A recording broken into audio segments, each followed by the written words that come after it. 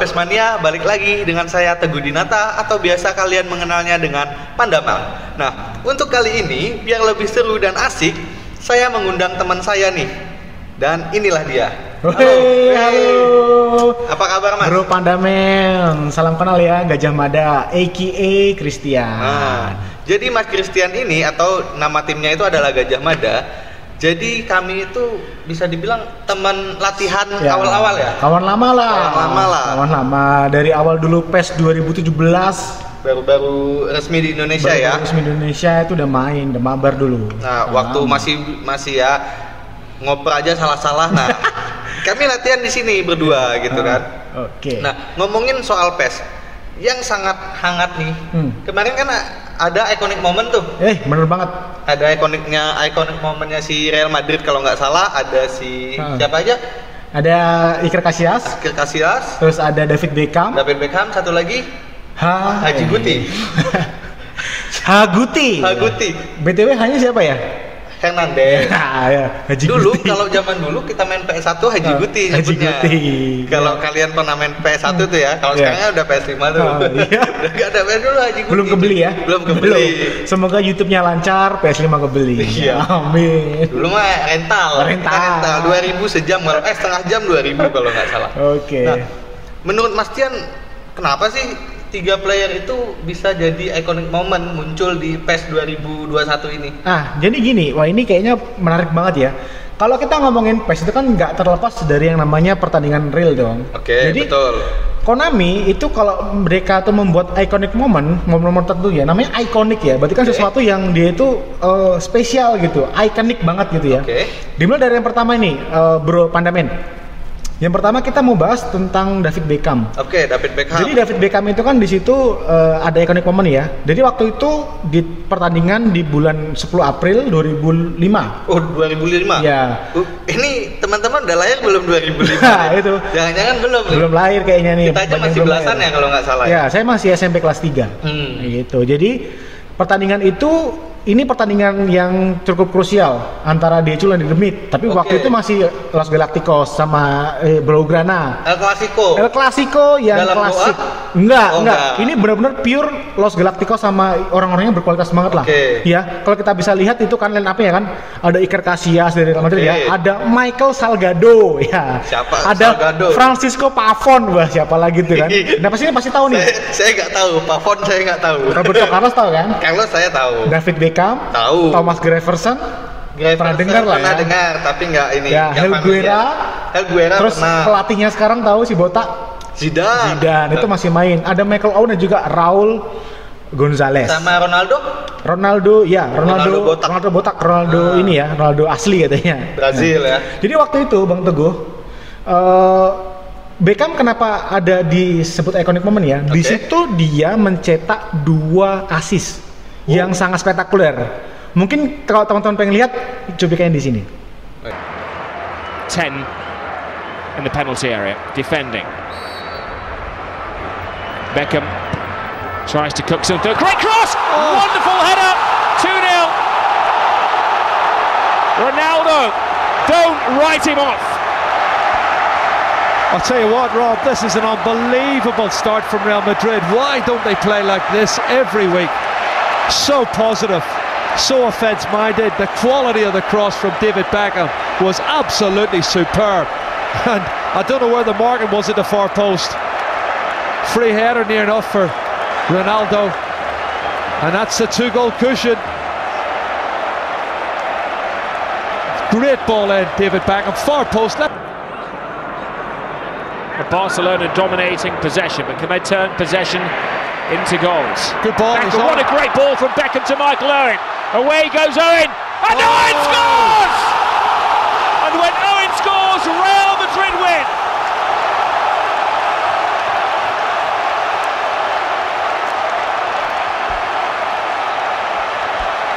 The long, arduous wait for Michael Owen to break into the Real Madrid starting lineup has paid massive dividends tonight. Well, that's it, Rob. That's the game. That's the gamble they took, and they were prepared to bring Maxi Lopez on, and they didn't get him on quick enough. But what a great pass from David Beckham. Fabulous ball. He's onside.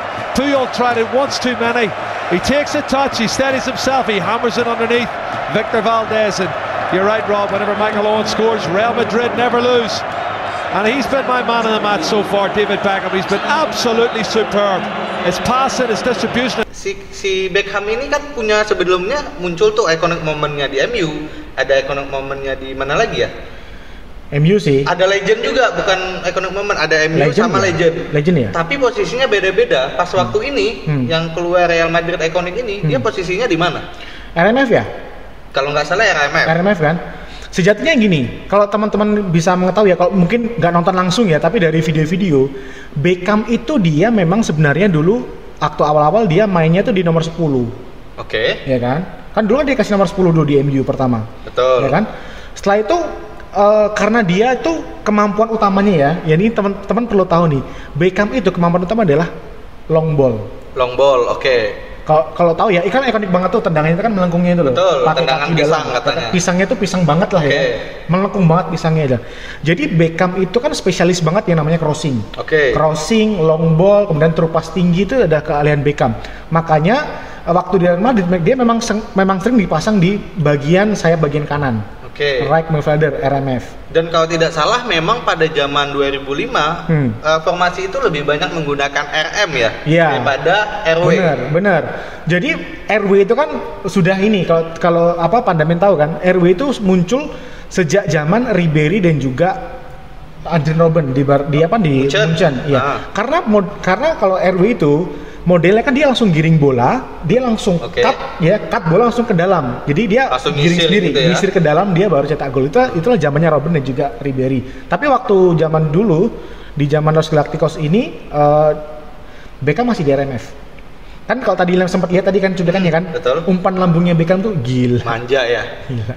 Zaman sekarang kayaknya belum ada deh. Tapi masalahnya Mas, kalau di PES itu haram katanya. Kenapa haram?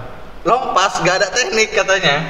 Nah, itu. Terus sekarang saya tanya, kalau kita punya pemain ya, mau ikonik, mau best player, mau carry over, kalau dia kemampuan utamanya adalah long passnya tuh bagus, lu mau main apa? Mau main datar? Loh, tapi kita tuh mainnya idealis sama tiki taka, nggak bisa long pass itu nggak ada teknik, nggak ada skill pemain nyampah gitu. Ya, ini mungkin saya bisa memahami lah, karena gini, mungkin kadang-kadang kan kalau kamu juga main bola itu kalau pas posisi kalah ya, di long pass terus sama lawan, kan gampang bikin gol lawan tuh. Kita aja susah payah nyerang kan. Lawan tuh sekalinya bikin gol kan mental point kita jadi down. Nggak dinyata, nggak di pass itu pasti kayak gitu. Kalau kita udah kalah itu pemain kita jadi down. Nah, itulah kesempatan kita tuh yang menang itu main long pass. Main terupas tinggi ya, itu pasti akan rentan dengan gol. Nah, ini teman-teman yang mungkin sering kalah jadi ya jangan dibuat seolah-olah terupas itu jadi haram. Loh, Beckham semua 99 tuh ya. Passing datar 99, passing jauh 99. Terus dia melengkungnya 99. Terus mau ngapain? Berarti kalau kita dapat nih, misalnya dapat iconic moment Beckham, sebaiknya ketika kita mainkan dia kita jadikan sebagai pengumpan long pass lewat atas. Atau bagaimana? Kalau bro biasanya gimana? Kalau saya tipikal mainnya di mana ada peluang, di situ saya lakukan. Misalnya, kalau misalnya, nah kita sama-sama tahu lah ya game ini pakai sinyal. Iya. Jadi kalau udah nge-lag, patah-patah, ya long pass dong dari atas dong. Kalau lancar dan pemainnya lawan itu agresif, suka maju ke depan, kita kasih bola-bola cepat di bawah. Iya. Sebenarnya bebas loh ya. Janganlah buat game ini jadi game yang saklek gitu loh. Orang main bola beneran aja kan orang juga adjustment target itu kan bukan taktik itu kan pasti akan dirubah terus gitu loh. Main bola lambung nggak bisa, ya bola datar. Datar nggak jalan, ya bola lambung kan gitu. Masa bola lambung nggak boleh lu coba. Siapa bikin peraturan nih? Dasar. Banyak masalahnya cuy. Harus tiki taka, nggak boleh umpan lambung, spam lambung sama dengan haram nggak ada teknik. Itu masalahnya sekarang cuy. Kalau di RTND kayak gitu ya udah gak usah dibawa-bawa ke sini gitu ya. Bebas teman-teman. Jadi janganlah kita tuh berpatokan pada satu taktik gitu ya. Justru kita tuh perkaya taktik. Kalau saya ya, memang Beckham itu paling bagus ditaruh di DMF. DMF, ya. Waktu Beckham, kalau nggak salah di MU dia DMF ya? Pernah, tapi jarang. Beckham itu paling sering ditaruh di sayap kanan. Sayap kanan, ya, sayap kanan yang bukan wing ya, dia sayap yang right midfielder yang kanan gitu kan. Karena Beckham itu memang sejatinya adalah pengumpan Oke. Ya, pokoknya kalau lihat Beckham itu pasti yang diandalkan adalah assist, umpan dan kayak gitu-gitulah. Pasnya sangat mematikan ya. Ya, terupas. Jadi Terupas. long ball ya. Jadi long ball itu bukan haram ya, tapi memang loh namanya di sana kosong kok, kenapa nggak saya long ball gitu loh. Justru malah kalau kita bisa, yang misalkan ya, ada pemain yang kenceng lari dari sayap sana, Beckham di sebelah kiri. Terus ada pemain yang siapa ya, kita anggap pemain striker zaman dulu lah ya, misalkan Nistroy di sebelah kanan gitu kan. Oke. Dia udah buka ruang di sana sebelah kanan, tinggal nunggu umpan. Ya masa kamu mau tiki taka umpan sebelahnya? Betul, saya setuju. Iya kan? Tapi gini, masih ada perdebatan di antara player PES, terutama di 2021 nih, antara long pass lewat atas, ada juga yang menyebutnya long pass itu bisa lewat bawah. Gimana? Sebenarnya gini, long pass itu kan pengertiannya kan umpan jauh. Ya, umpan jauh. Kalau misalkan long pass itu memang umumnya itu jarang yang lewat bawah, karena kalau bawah pasti akan kepotong sama pemain lain. Kan gitu kan? Betul. Kan pasti kan banyak pemain di situ. Betul, banyak kaki. Benar. Tapi mungkin yang dimaksud adalah biasanya gini, kalau teman-teman lihat Bruno Fernandes, Kevin De Bruyne, itu biasanya umpan itu kalau kita lihat ya di pertandingan nyata ya, dia tuh long pass, tapi umpannya itu mendatar gitu loh. Seolah-olah mendatar, tapi dia masih di atas kepala kita. Nah, itu yang mungkin yang diperdebatkan itu long pass yang datar ya. Tapi mungkin ada juga kali ya, bro Teguh ya, long pass yang mendatar ya. Pernah mencoba? Kalau saya menyebutnya long pass dengan metode yang berbeda. Tapi bahasanya memang kalau setahu saya di Indonesia, true pass itu lewat bawah memang kita kenalnya, dan long pass itu lewat atas. Padahal dalam istilah apa ya namanya? Kalau kita bedah kembali, long pass itu kan adalah operan yang panjang. Iya, long ya. Long namanya kan long, panjang. True itu kan umpan langsung. Ya. Nah, jadi kalau mau dia umpannya seandainya dari atas bisa dijadikan gol, maka itu juga disebut true pass. Ya. Karena umpan langsung. Bener. Maupun dari bawah juga disebut true pass. Tapi kalau jaraknya sudah jauh bisa disebut juga dengan long pass tadi. Ya. Sepakat banget. Intinya gini, true pass itu adalah umpan yang mengandung chance atau kesempatan mencetak gol. Itu adalah true. Jadi makanya dia true pass ya. Dia kan menembus gitu loh. Umpan yang mengandung peluang itu adalah true pass. Ya kayak golnya McLawan yang tadi diumpan sama Beckham itu long tapi dia true. Maksudnya long pass tapi dia true pass juga gitu loh. Tinggal dihap sama strikernya. Dia long pass gitu ya. Nah, gitu. Jadi itu ya tadi ya, kenapa Beckham itu jadi iconic moment di Real Madrid. Ya, 2 assist yang cakep sama 1 tackle kunci yang tadi dilihat. Ya. Tapi menang nggak akhirnya waktu? Menang 4-2. 4-2, tapi nggak juara. Yang juara Barcelona. Waduh, nggak apa-apa. Yang penting menang. El Clasico itu nggak penting siapa yang juara, tapi siapa yang menang ketika El Clasico. Iya. Itu. Oke, kita lanjut.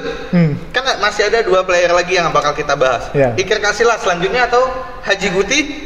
Dulu. Guti Hernandez ya. Oke. Kita lihat dulu cuplikannya ya. Oke, kita lihat dulu kenapa dia menjadi iconic moment. Ini cuplikannya.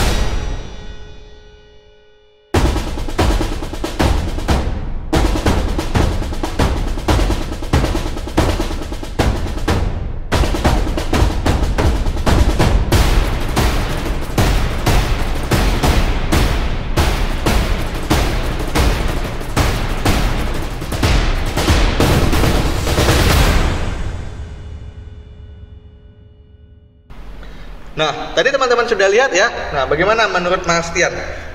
Guti itu kan sebenarnya pemain ini ya, bukan pemain yang populer gitu ya. Kalau dibandingkan dengan Fabio Cannavaro, kemudian Raul Gonzalez, Robinho di masa itu, Arjen Robben, Guti itu sebenarnya lebih ke pemain yang nggak terlalu diperhitungkan, tapi perannya sangat krusial. Ya, kata dilihat kan, Guti itu pakai kaki kiri yang sangat tajam. Dan di pertandingan ini di 10 Februari 2008 ngelawan Valladolid menang 7-0. Gilanya lagi, Guti nyetak 2 gol dan 4 assist. Artinya 6/7 itu peran dari Guti. Guti ini posisinya apa sih? Guti itu kan di tengah ya. Bisa sentral tapi lebih banyak di ini sih, di defensif. Oh, jadi kan ke DMF. Dia waktu itu memang ini sama Fernando Gago, jadi kan dia masang double pivot ya. Gago sama Guti memang di tengah. Jadi apa namanya? Jadi yang ngatur lini tengah lah. Seperti itu. Jadi memang di momen ini Guti luar biasa. Makanya dia pantas untuk dijadikan iconic moment sama Konami. Dapat penghargaan iconic moment ini. Bayangkanlah 4 assist dan 2 gol. Tapi kalau ngomongin yang lain ya, player-player lain kan yang banyak tuh yang nama-nama besar kayak tadi sebut aja Robinho, ada siapa Cannavaro, bahkan ada Ronaldo juga di sana kan. Ronaldo udah cabut sih. Udah cabut ya. Ke Inter Milan ya. Iya. Udah cabut ke ini, ke mana ya? Lupa nanti cari ya. Pokoknya udah nggak di Real Madrid ya. Udah nggak di Real ya. Berarti pada saat menang 7-0 yang paling menjadi peran utama si Guti tadi. Guti. Kalau di skor, kalau dulu saya belum nemu nih statistiknya. Tapi kalau zaman sekarang itu 10/10, Bro. Sempurna. Ya, 10/10. Itu skornya. Kayak kemarin Liverpool kalah 7-2 dari ini Aston Villa. Itu Jack Grealish skornya 10/10. Iya. Si Gutinya? Iya, Guti itu skornya 10/10, harusnya lah ya, seperti itu. Tapi kalau dimainin ya, kalau dibandingkan sama ikonik yang lain, saya rasa si Guti Hernandez ini bakal kurang dimainkan. Iya. Karena kalah pamor kayaknya sama Xavi, sama Iniesta, sama yang lain. Karena memang di aslinya Guti juga cuman bentar kan di Real Madrid, nggak terlalu. Dia pemain akademi, cuman nggak setenar Iker Casillas, dia kayak jadi figuran lah, misalnya gitu. Tapi kayak biasanya super sub gitu. Bukan super sub, tapi lebih ke memang dia pemain utama, tetapi dia nggak ini ya, maksudnya bukan jadi superstarnya gitu loh, Bro. Ya, tapi dia dari pemain ini. Setelah itu tahun 2010 dia pindah ke Fenerbahce sampai dia nanti akhirnya gantung sepatu. Respect buat Guti ya. Ini juga pemain legend sih. Zaman sekarang 2 assist, 4 assist. 2 gol kayaknya susah. Ya, yang bisa paling Fabregas, orang-orang kayak gitu. Orang-orang kayak Ozil ya. Ya, Ozil. Ozil itu yang punya vision, yang penting saya buat assist, gol belakangan. Gitu kali ya. Bener. Guti Hernandez ini. Ya, Guti. Dia nggak sampai 100 gol sih. Asisnya pun nggak sampai 100 juga. Selama mengabdi di Real Madrid nggak sampai 100 gol. Yang penting dia tuh kayak pemain model apa ya? Kalau zaman sekarang tuh mungkin lebih kayak Nemanja Matic gitu. Matic di MU. Ya di MU kayak Matic klub Paralot. Kayak di Chelsea juga kan. Ya dia lebih ke gelandang bertahan kayak gitu, jangkar gitu. Jadi itu Guti. Berarti selanjutnya kita ke Iker Casillas. Ini yang mungkin paling keren ya. Boleh tonton dulu videonya. Apa ya namanya? Yang kemarin sempat ini ya, sakit ya? Ya, sakit jantung. Tapi kita lihat dulu videonya.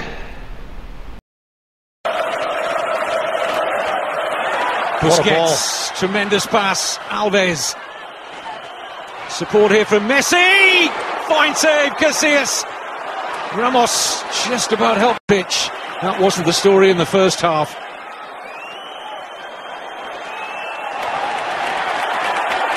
Messi with a brilliant passage of play.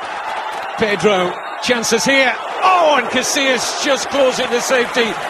Looked like he was beaten there by the impish chip from Pedro. Barcelona banging at the door of the opening goal here. Well, it's a great save, I think. Fingertip save from Iker Casillas. He's tried to chip him, but it's been superb play from Barcelona. The last 5 or 6 minutes, they've come back far too easy. And against this team, it can take a while to get it back. Iniesta. Messi. Iniesta! Did he get a touch? Iker Casillas, he did. A corner. It's another great save from Iker Casillas. Right, he's been the saviour on so many occasions. Lovely football from Messi and Iniesta. Have a look, left foot. There it is, the left hand. Strikes it. Pushes it. Round the post. Nah, kalau Iker Casillas, kenapa dia jadi iconic moment? Lagi-lagi berhubungan dengan Decul. Decul jalan di Jakung. Pokoknya klub lain tuh gak bagus. Tapi respect buat Decul ya. Memang Barcelona tuh jago kok. Bukannya apa, Barcelona memang keren. Apalagi di bawah asuhan Guardiola ini, wah. Respect buat Barcelona. Ya. Respect banget buat Barcelona. Itu nggak lawan ya. Tahun 2000 respect. Berapa ya? 2008 sampai 2012. Oke, lagi jaya-jayanya ya gitu ya. Tapi ini di tahun ini memang juaranya adalah Decul sih memang. Itu La Liga. Ini Copa del Rey ya. Copa ini del Rey, momennya Copa del Rey tahun 2011 bulan April. Udah ada Ronaldo, Cristiano, siapa sudah masuk. Ya. Pertandingan itu sampai sampai babak extra time 2 kali. Oke. Ronaldo nyetak gol di menit 103. Tapi yang jadi iconic moment adalah Casillas. Karena Casillas berhasil menggagalkan peluang dari Messi, Iniesta sama Xavi. Itu peluangnya terjadi, dilihat kan, sampai placing segala macam, itu keren banget. Lagi gitu. Tinggi-tingginya performasi Casillas ya. Benar. Oke, nah tapi si Iker Casillas ini kan pada waktu itu dia nge-save tadi berapa kali? 3 kali. 3. Yang tercatat sih 3. Yang tercatat 3. Ya, berarti dia kalah penalti dong. Bukan penalti. Ini nyetak golnya tahun menit 103 Ronaldo. Yang menang sih Madrid. Oh, Madrid. Iya, makanya dibilang iconic moment gitu. Oke. Karena berkat si ini juga ya, si Iker Casillas makanya bisa menang. Makanya di sini kan, di zaman ini tuh Mourinho berhasil menembus kedidayaannya Pep Guardiola. Nah, ini yang jadi patokan player PES Mobile 2021. Visionnya itu adalah Pep Guardiola dan Barcelona tahun 2008 sampai dengan 2012. Tiki Taka. Pokoknya Tiki Taka itu adalah permainan yang paling cantik lah pokoknya. Memang cantik sebenarnya. Memang cantik, tapi kan pada akhirnya bisa ditembus kan gitu. Karena kata Mourinho juga bilang, semakin banyak kita memegang bola, maka semakin banyak kesalahan yang akan kita perbuat. Yang penting gini lah, kalau pemain kita tuh nggak mampu, jangan Tiki Taka gitu. Betul. Iya. Ada juga yang seru, kalau teman-teman tahu ini, kalau nonton Liga Inggris ya, Leeds United tuh seru banget sebenarnya, karena dia mainnya bukan Tiki Taka, kick and rush. Jadi lari terus cuy, sumpah. Kick and rush itu di Eropa dikenalnya kick and rush, tapi kita di Indonesia namanya long pass. Itu ya. Kalau nggak, penjelasannya nanti kalian cari saja apa perbedaan kick and rush sama long pass. Sama. Iya. Leeds United juga lagi bagus-bagusnya tuh. Dia lari terus, cuman pakai 3 pivot di belakang kan? Iya, lari terus. Tapi kemarin diajar MU 6-2. Ya. Nice. Ya. Oke. Jadi memang di sini Casillas itu kan dianggap sebagai, kalau julukannya kan Santo ya, Saint Iker gitu. Jadi kayak Saint Iker itu lebih ke seorang yang suci gitu. Oke. Di Spanyol. Dia punya Saint kan maksudnya dia, ya mohon maaf koreksi kalau salah ya, itu semacam kayak orang yang disembah gitu ya. Santo tuh kayak pendeta. Kayak gitu. Ini ya kali, kalau pernah nonton animenya Sensei ya, penjaga yang suci kali ya. Nah, gitu benar. Nah, itulah kan dia juga orangnya kan bersih, baik gitu kan, ramah. Nggak ada aneh-aneh gitu. Aneh-aneh gitu kan. Yang paling berkenang apa dari Iker Casillas? Apa ya? Kalau Iker Casillas memang dari kecil itu memang idolanya itu si Iker Casillas pas kiper. Kebetulan kan memang kalau di dunia aslinya saya di kiper gitu kan. Jadi memang bukan nggak kebagian striker jadi kiper. Bukan. Memang pilihannya di kiper. Karena kenapa ya? Karena setiap save itu ada rasa bangga, walaupun ketika kalah kita yang disalahin gitu kan. Emang kayak gitu. Iya. Padahal strikernya yang mandul. Kalau clean sheet nggak diapresiasi. Kalau kebobolan 6 baru disalah-salahin. Itulah kiper ya. Itu kiper. Kalau saya Iker Casillas tuh yang paling terkenang itu adalah waktu final Piala Dunia 2010. Dia save ini ya. Save si Robben. Ya. Oke. Jen Robben. Itu gila, itu krusial banget. Momen the best. Habis itu setelah selesai Piala Dunia kan diwawancara pacarnya sendiri dicium langsung. Tapi sedih juga ketika dia bukan pensiun ya namanya, keluar dari Real Madrid sampai nangis gitu ya. Iya. Si Iker Casillasnya sampai terakhir Iya. di Porto. Di Porto, ke Porto sih. Sakit jantung. Ya. Respect buat Casillas. Keren. Nah, ngomongin lagi soal iconic moment. Udah ngerol belum? Udah sih kemarin, tapi satu aja kayaknya udah hopeless lah. Dapat siapa? Dapat siapa? Pemain terbaik ya, Silver antah berantah. Aduh, udah lah. Kemarin aku ngelihat punya Pandamen gila, 1.700 ngerol kan. Gak dapat apa-apa, udah. Mau trik-trik ya udah nggak usah lah, kayaknya nggak butuh juga. 1.700 itu yang kalian lihat nothing. Bahkan dapat silver double. Itu udah dicoba trik kan? Itu belum. Dengar dulu nih.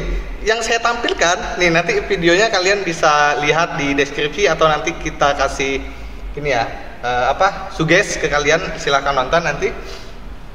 1.700 saya roll kan nggak dapat iconic apa-apa tuh.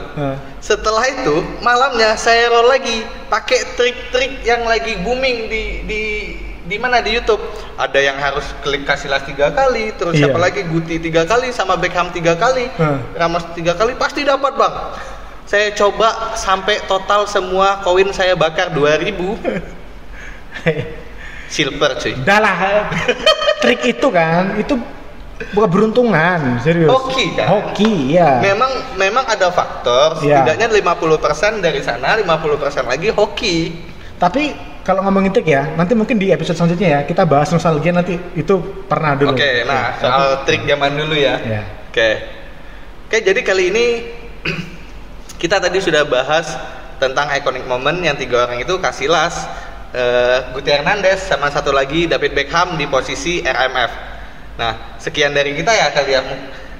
Mudah-mudahan makin banyak iconic moment player best lainnya. Misalnya mungkin ada Ronaldo, ada siapa lagi, ada Robinho, yang player yang masa-masa zaman dulu kita tuh wah banget gitu. Oke, terima kasih Mas Tian atas sama-sama bantuan untuk mengisi pembicaraan kita. Sampai jumpa.